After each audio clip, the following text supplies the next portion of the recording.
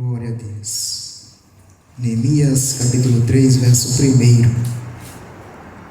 Glória a Deus. Feliz pela vida de todos que se fazem presente. Deus seja louvado. Assim diz a palavra do Senhor.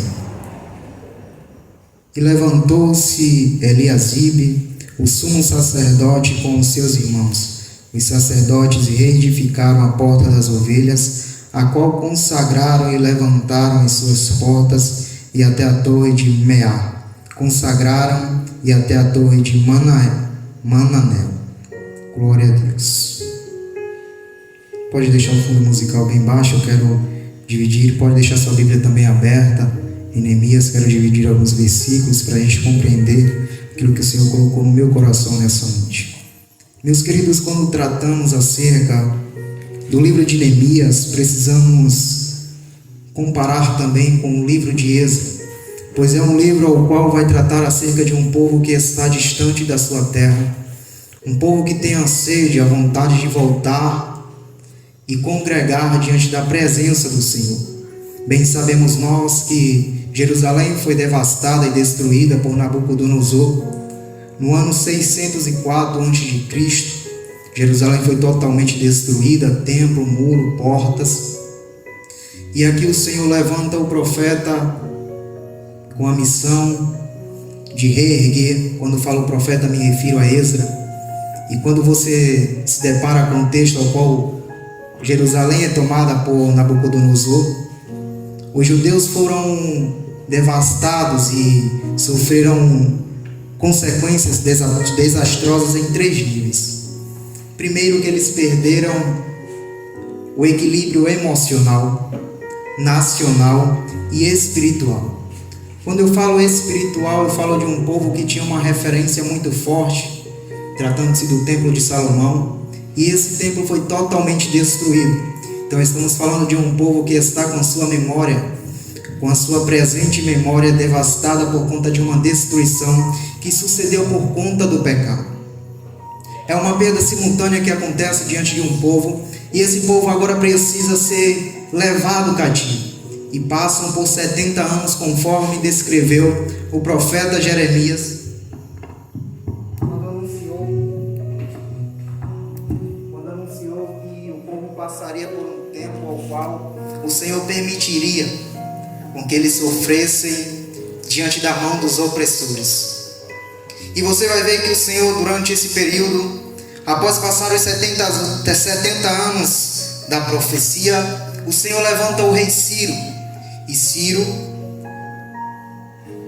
fundador do gigantesco Império Persa, em 12 de outubro de 559, toma a Babilônia e destrói o império que Nabucodonosor vinha construindo. Então é nesse período que Ciro se apresenta para fazer com que o povo regresse à sua terra.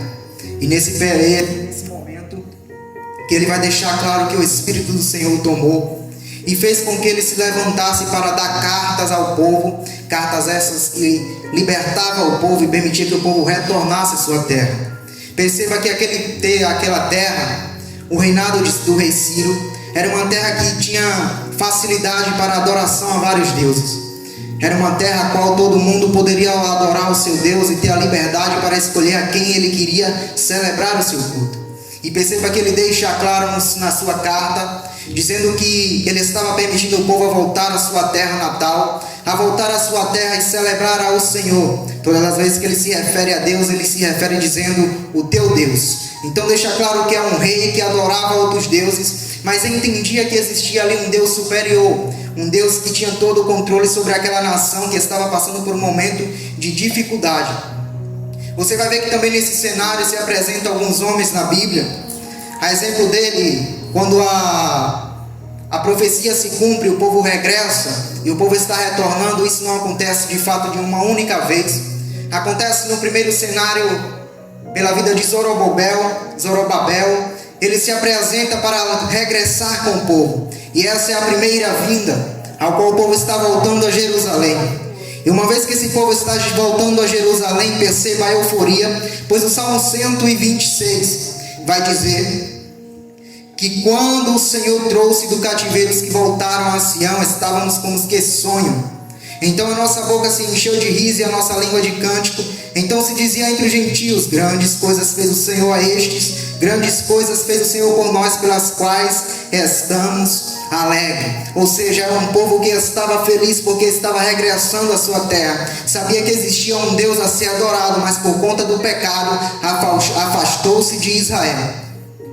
E nesse primeiro retorno, o povo volta com Zorobabel, mas voltando com ele, o povo não se entrega completamente ao Senhor.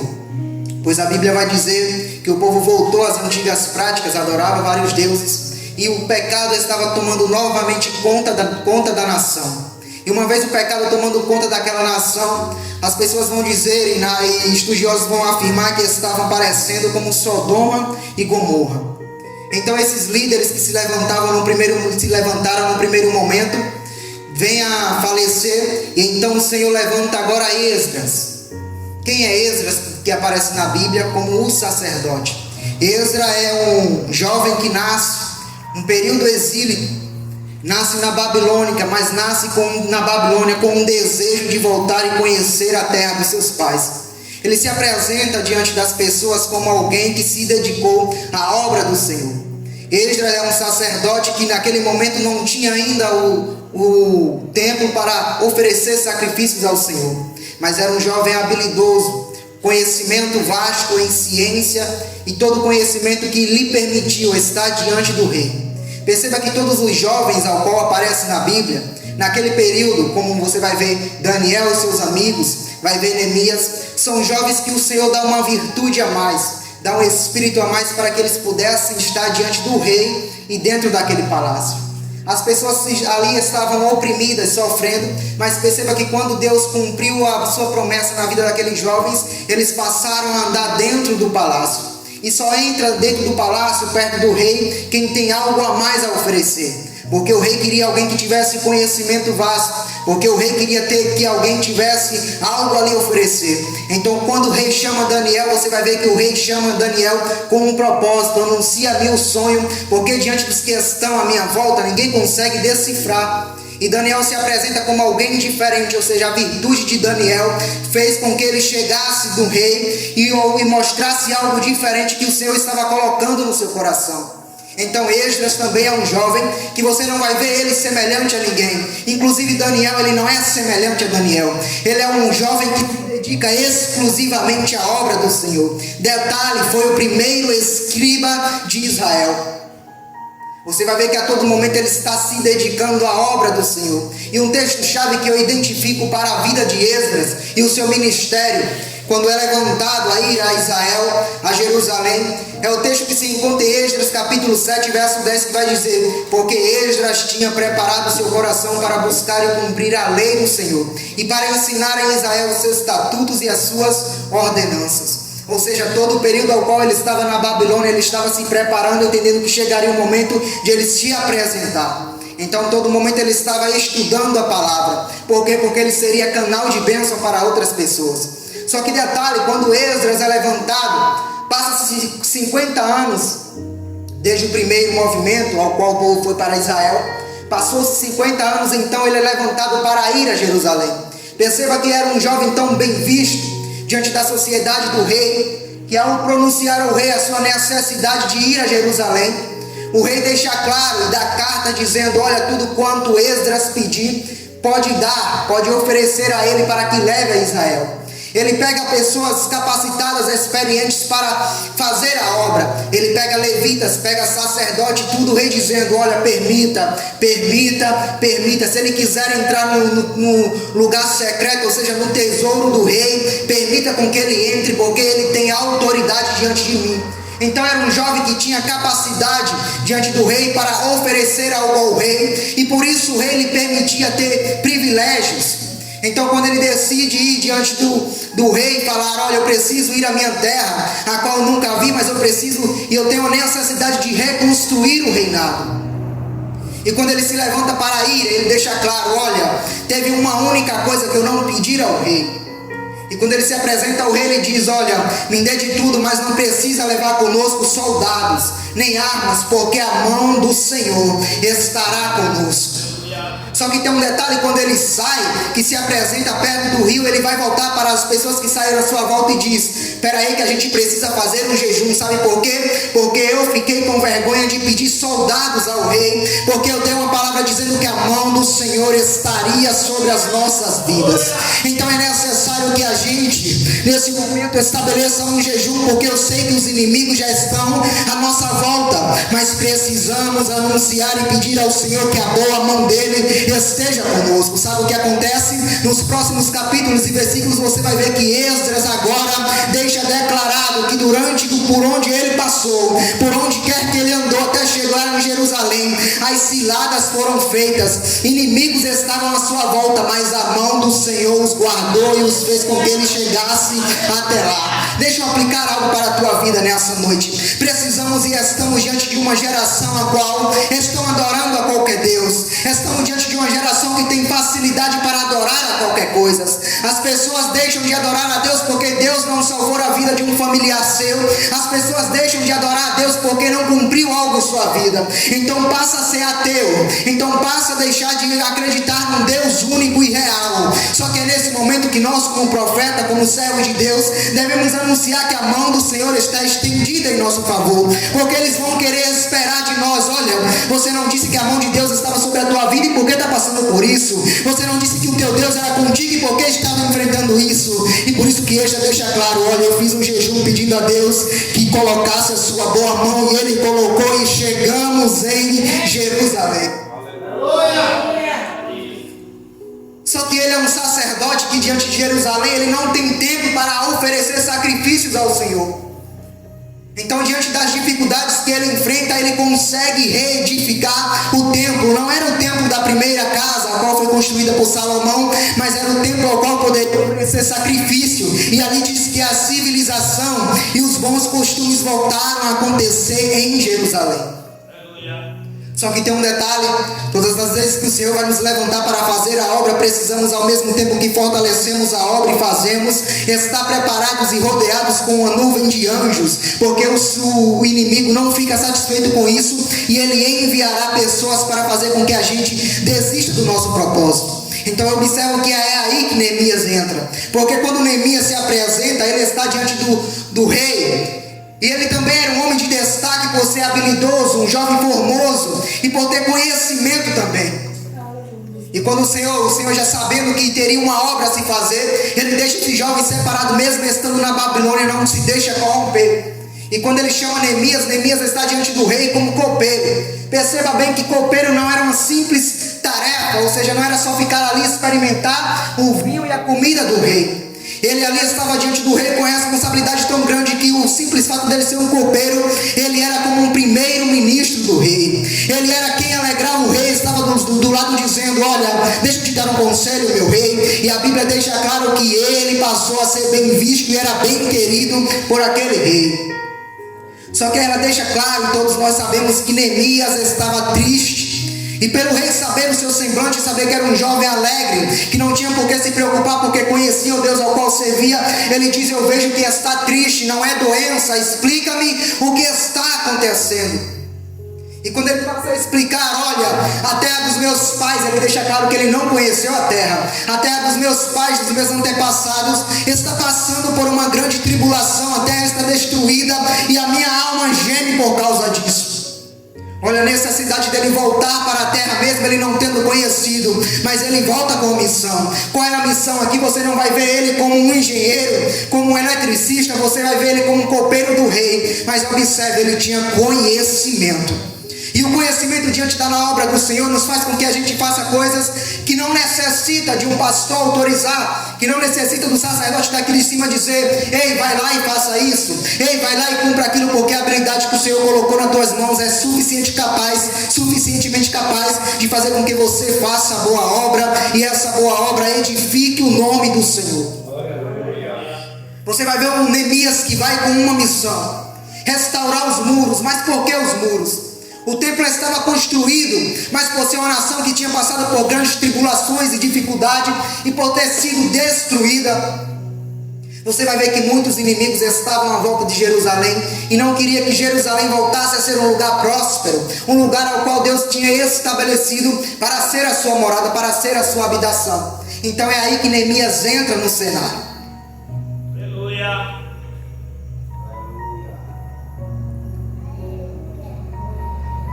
Quando Neemias entra no cenário, ele entra para reedificar o muro.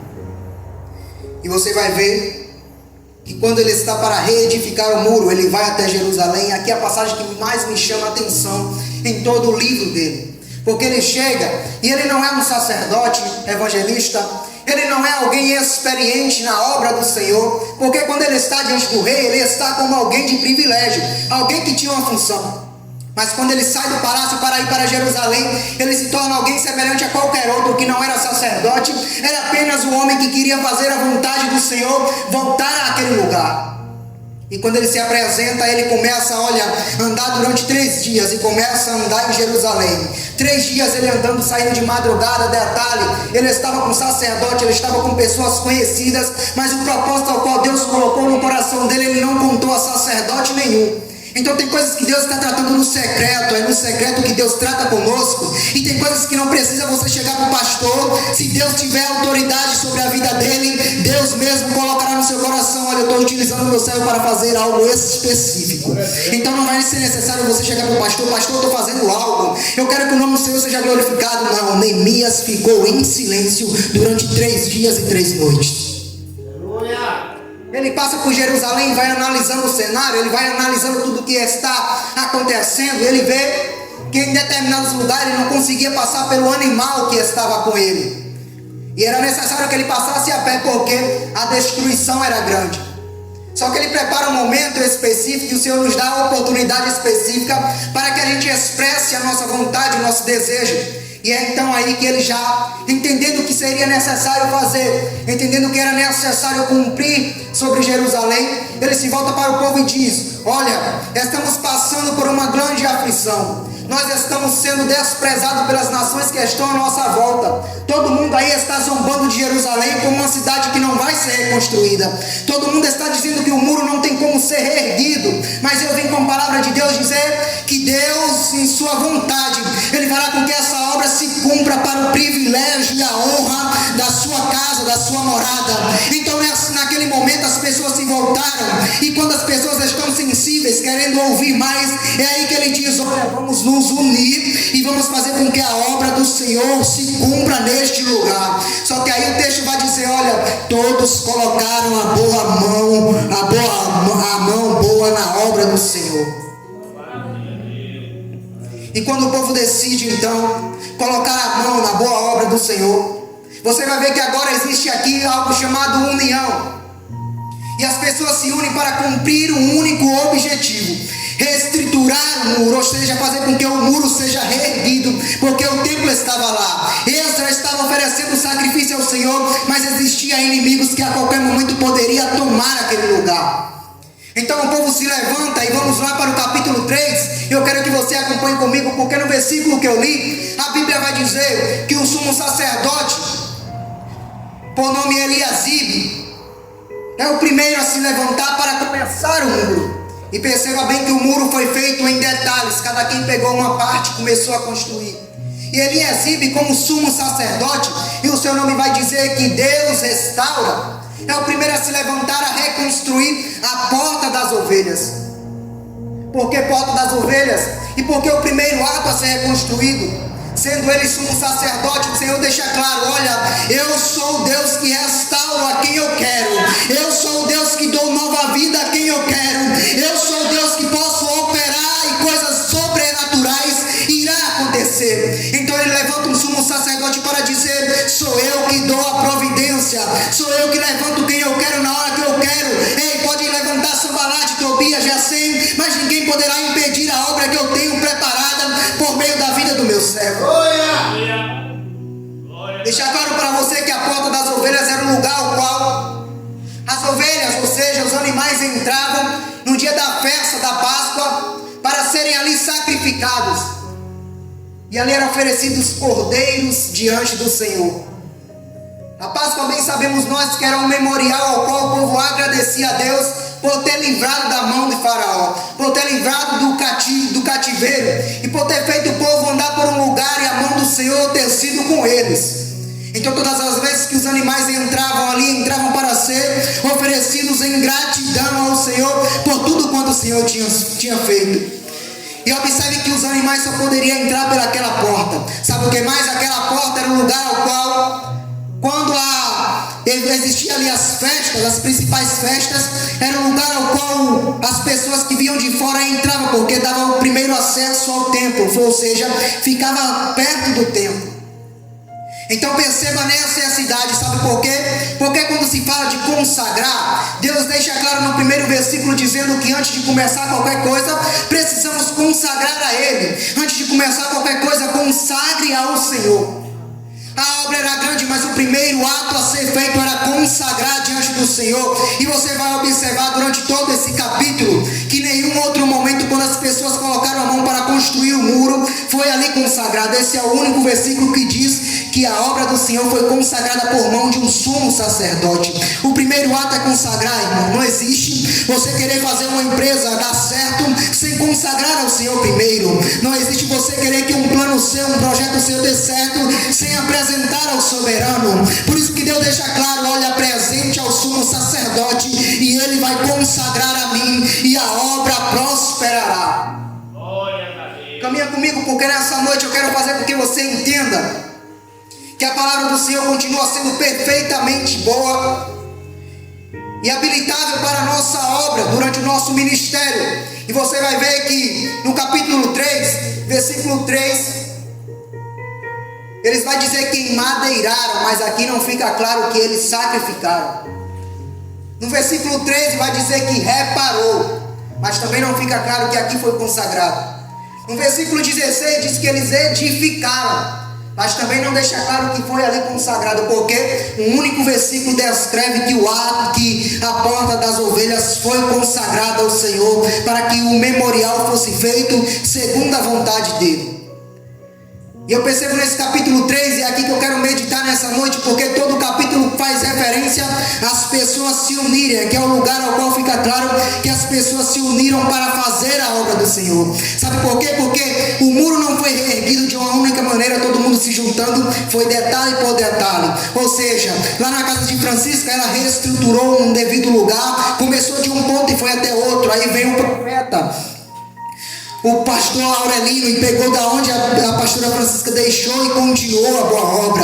Vem o evangelista e continuou da onde o pastor Aurelino terminou e continua a parte dele, ou seja, eles restauraram. E você perceberá que durante aquele tempo as casas estavam edificadas diante do muro. Eram muros grandes e bem grandes, enormes, que é o ponto de as carruagens passarem por cima e não cair, ou seja, as casas eram construídas diante daquele muro. Então as pessoas começam a reedificar a sua casa, começa pedacinho por pedacinho, ou seja, eu estou edificando a minha parte, você vai edificar a sua. Eu estou edificando a minha casa, você vai edificar o seu lugar. Então cada um começou a edificar e você vai ver que o muro começa a ser reerguido e o muro começa a crescer e vai ganhando forma. E Neemias está diante do povo entendendo que o povo agora de fato colocou a mão e entendeu o propósito do Senhor para aquele lugar, porque todos estavam com o mesmo propósito, querendo ver aquela cidade fortalecida e protegida das ameaças. Só que em meio a tudo isso, os inimigos continuaram ali querendo derrotar, querendo destruir, colocando palavras de desânimo para que a vontade do Senhor não se cumprisse naquele lugar.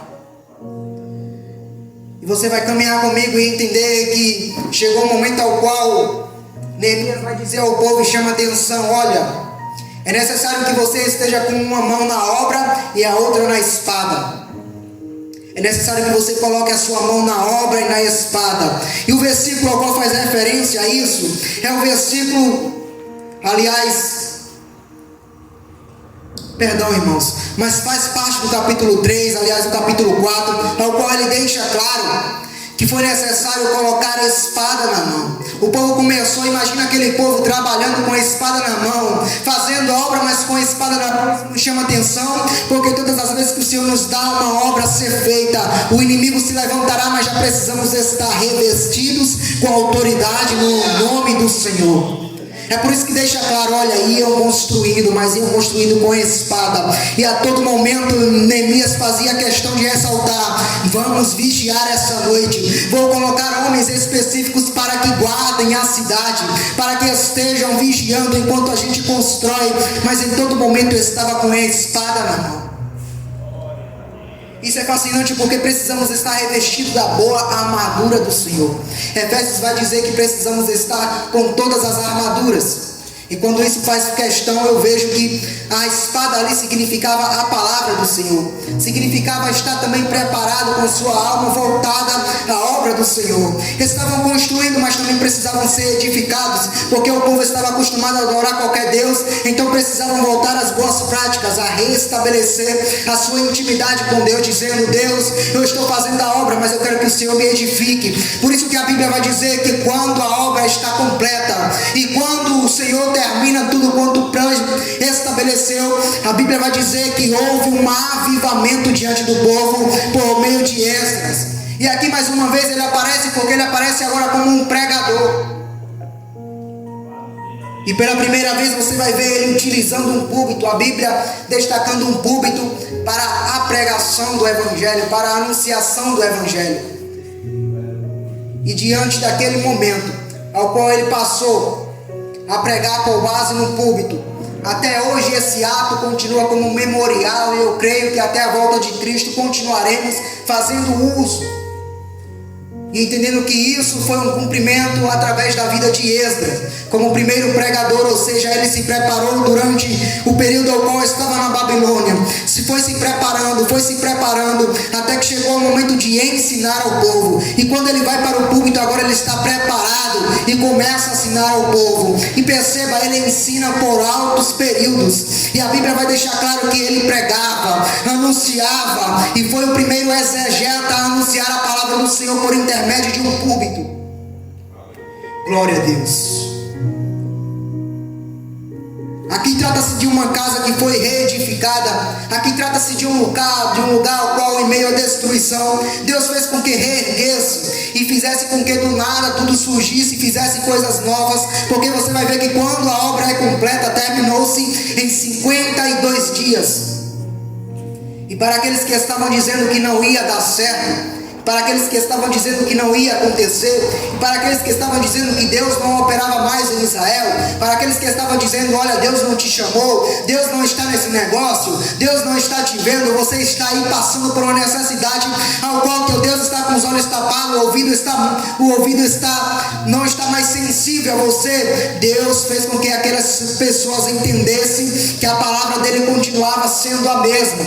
Deus fez com que entendesse que por intermédio de Neemias, mesmo não sendo sacerdote, Neemias era uma pessoa tão estudada e uma pessoa tão temente a Deus, que quando armaram a cilada para ele entrar no templo e se esconder dos inimigos, ele deixou claro: olha, eu percebi que a mão do Senhor não estava sobre a tua vida e que por intermédio dele você não estava falando, porque a partir do momento que você disse que eu deveria entrar no santuário, eu entendi que era a voz do inimigo, porque eu não tenho intimidade para entrar naquele lugar, porque é lugar consagrado, ou seja, eu fui instituído para fazer a obra ao redor, mas dentro do altar só o sacerdote.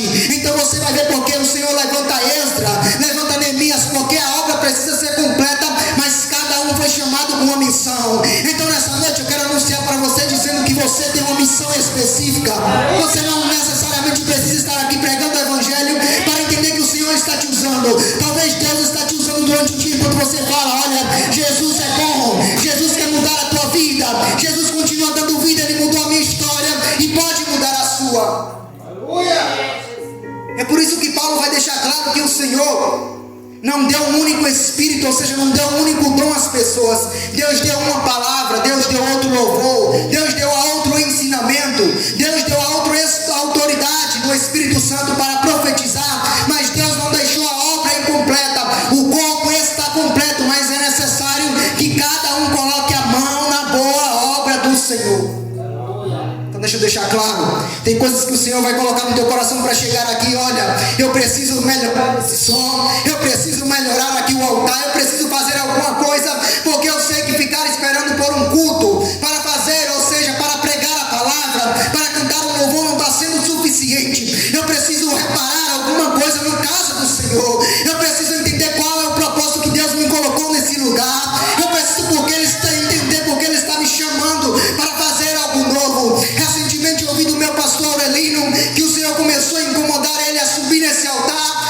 começou a andar pelo altar e ver as coisas que estavam precisando ser feitas para que o culto tivesse perfeitamente habilitado para que o Espírito do Senhor viesse e tomasse conta do lugar. Então ele percebeu que diante da cruz precisava ali de um fogo para perceber que diante da cruz ali representa o sangue de Cristo. Ele percebeu que aqui precisava de um madeirite, ou seja, de algo para que fortalecesse o púlpito. Então Deus está te usando no secreto. Talvez você não está dando a mínima para com a forma com a qual Deus está te chamando, mas Deus está tratando com cada um de nós no nosso secreto, no nosso interior. Neemias é chamado para reedificar o muro, mas ele está com a missão de anunciar o Evangelho. Ei, você não precisa estar pregando para fazer a vontade do Senhor. Você precisa fazer aquilo que Deus está colocando no teu coração. Se é ajudar o irmão, ajuda. Se é cantar um louvor, canta. Se é pregar, prega. Mas cumpre o chamado que Deus determinou, porque Ele continua querendo que há na terra servos totalmente voltados à sua palavra. E aqui eu vejo uma igreja que foi perfeitamente habilitada para que a obra do Senhor se cumprisse. Uma igreja que estava totalmente voltada para que a obra do Senhor fosse realizada naquele lugar e Ele voltasse a ser adorado. Caminha comigo também que uma igreja foi edificada e foi edificada aos poucos, com certos detalhes. E você não vai ver a igreja já expandindo de imediato. Você vai ver uma igreja que nos mínimos detalhes ela foi sendo estabelecida. Abra comigo Atos, capítulo 1.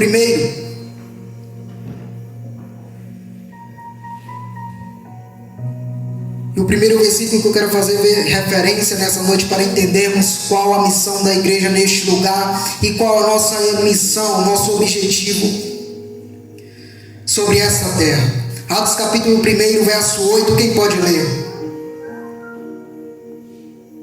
Mas recebereis a virtude do Espírito Santo, que há de vir sobre vós, e ser minhas testemunhas, tanto em Jerusalém como em toda a Judeia e Samaria, e até os confins da terra. Estamos em Atos capítulo 3 e aqui vai tratar acerca da igreja primitiva que foi estabelecida com o objetivo de anunciar o Evangelho de Cristo.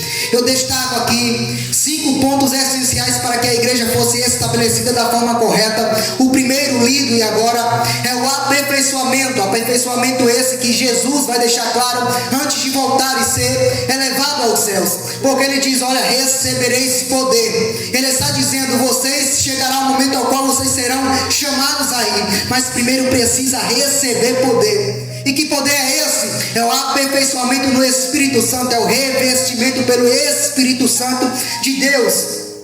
E o versículo 9 ele deixa claro, olha, e quando dizia isto, vendo ele, foi elevado às alturas a uma nuvem e o recebeu, ocultando os seus olhos. Então Jesus, antes de subir para o céu, ele deixa claro, vocês receberão poder. Porque precisamos entender que fazer a obra do Senhor não é de qualquer maneira. Pastor, não é abrir a igreja e dizer, olha, venham porque eu estou pregando o Evangelho. Venham porque aqui é uma igreja que anuncia Cristo. Venham porque aqui todo dia eu estou cheio do Espírito Santo de Deus. Precisa ser revestido do poder. Porque as ciladas estão em todo lugar. E quando Jesus deixa claro, eu estou indo, mas eu estou enviando o Consolador. Eu estou enviando outro Consolador para que vocês sejam revestidos. E o segundo ponto é a espera da promessa, descrita também no capítulo 1, verso 12 e 14.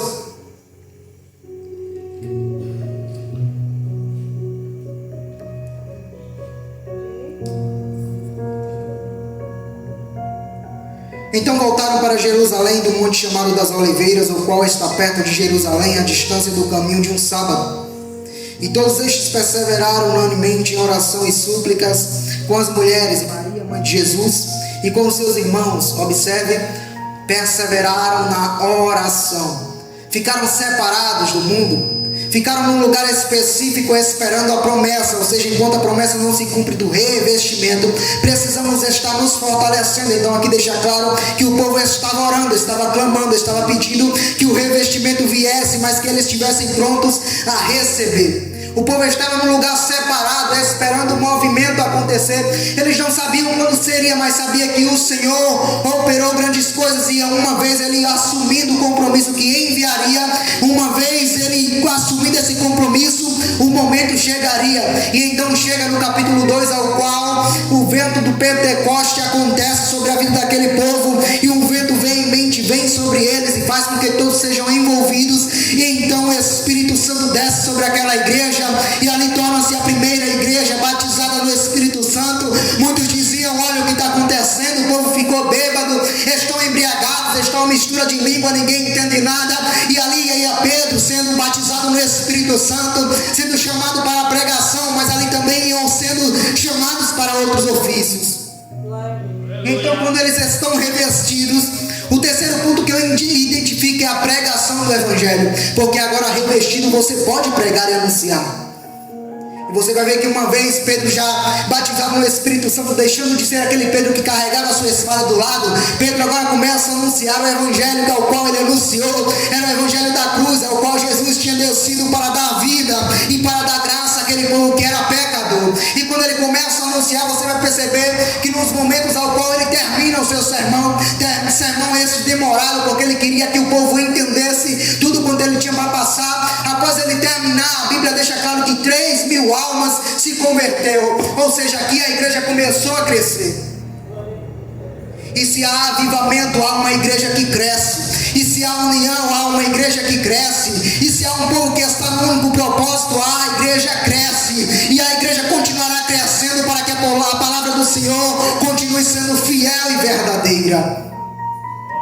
E agora Pedro, já revestido no Espírito Santo, pregando, almas se convertendo, você vai ver e perceber que a igreja agora está com um único propósito: fazer com que a igreja cresça, anunciar para os 4 pontos do mundo que Jesus é bom, que Jesus salva. Com o Evangelho da cruz foi para curar, foi para libertar. Então a igreja está cumprindo aquilo que Jesus disse: olha, ide por todo mundo e anunciar o Evangelho. Mas antes disso ele diz: fortalecei, seja revestido. Mas agora a igreja está caminhando, e você vai perceber que o povo estava no único propósito, ao qual fazer com que a igreja cresça. Então o vizinho anunciava ao outro vizinho: olha, se estiver faltando alguma coisa aí, me avisa, porque eu posso vender a minha propriedade e nós dois vamos caminhar em direção ao alvo. Então aquela igreja tinha um único propósito, que era a oração. Em comunhão eles clamavam a Deus dizendo: Senhor, salva alguém hoje. Senhor, visita a vida de um amigo hoje. Senhor, faz com que o mantimento chegue na vida do próspero, do próximo. Então você vai ver aqui um princípio que Neemias já tinha estabelecido desde o início, que era saber a necessidade do próximo, que era ter compaixão pelo próximo, era ver o próximo e dizer: olha, eu estou com fartura, mas se ele não dá, eu quero dividir. Se ele está passando por uma necessidade, eu quero fazer com que ele seja fortalecido também por mim, porque o Senhor me deu condições, então eu quero dividir. Então você vai ver que a igreja dividia continuamente, e Deus é tão perfeito, Deus é tão bom, que a igreja crescia.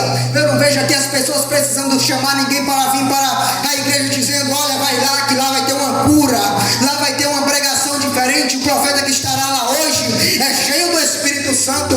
O profeta que está hoje lá fala profecias, e a profecia se cumpra, não, se cumpre. Aquela igreja primitiva era uma igreja a qual o povo estava voltado à comunhão, irmãos. E quando decidimos ter comunhão, e quando decidimos olhar o templo com outro olhar, dizendo: eu preciso reparar aquela porta, eu preciso reparar aquela janela. O irmão está passando por uma necessidade a qual eu tenho condições financeiras de subir a necessidade dele, e é por isso que Deus faz com que a igreja cresça.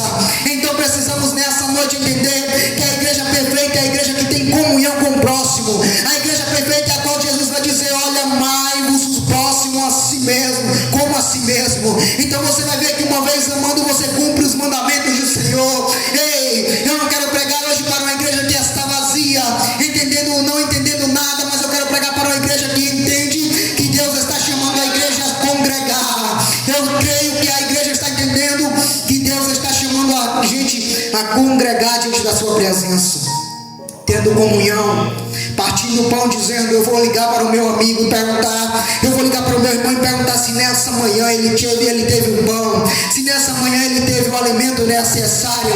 Porque é bom quando estamos com a mesa farta, porque é bom quando a mesa está repleta de coisas e coisas boas para a gente se alimentar, e a gente começa naquela euforia. A oração é uma oração curta, você diz: Senhor, abençoa, obrigado, eu vou comer. Senhor,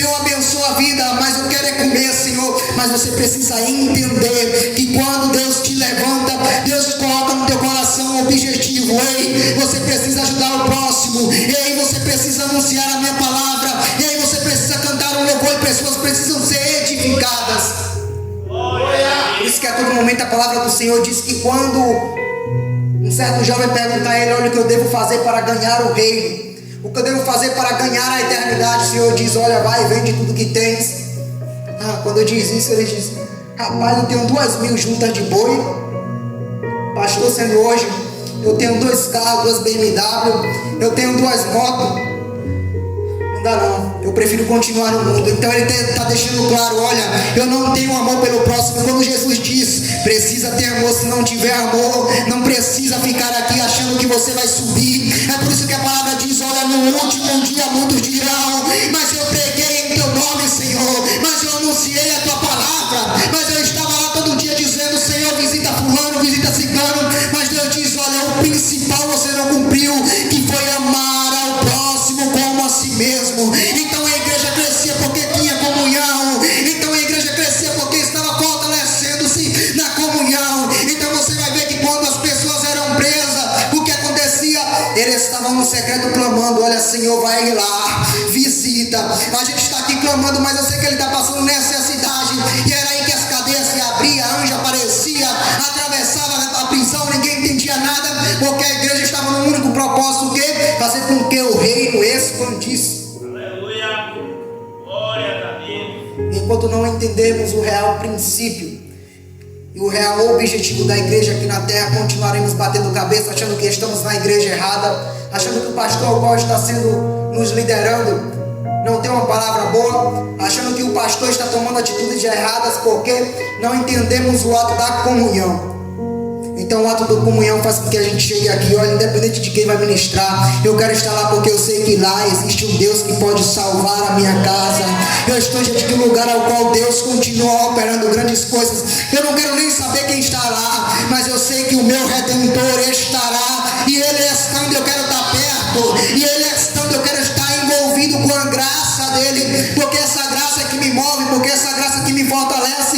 Então não venha para a igreja querendo ver alguém que pregue bonito, querendo ver alguém que chegue aqui e se expresse bonito, tenha uma boa palavra. Venha para a igreja querendo ter comunhão com Cristo, querendo ter comunhão com o irmão, dizendo: olha, hoje eu passei um dia difícil, hoje eu tive dificuldade, mas eu quero ter comunhão. E era no partir do pão. Por isso que Paulo vai deixar claro lá na 2ª carta de Coríntios: olha, vocês precisam dividir. Não é como qualquer um chegando lá bagunçando, querendo comer tudo, destruindo tudo. Não, pera aí, vocês precisam dividir o pão.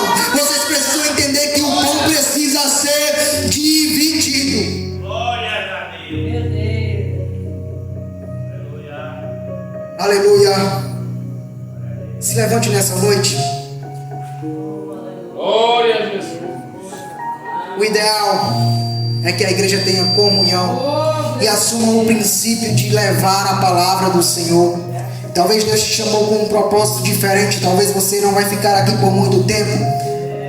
E muitas das vezes Deus nos leva para um lugar ao qual a gente não entenderá, mas Deus continua falando: olha, talvez aqui você já cumpriu a tua missão, então eu preciso te levar a outro lugar até que se cumpra o que eu tenho determinado na tua vida.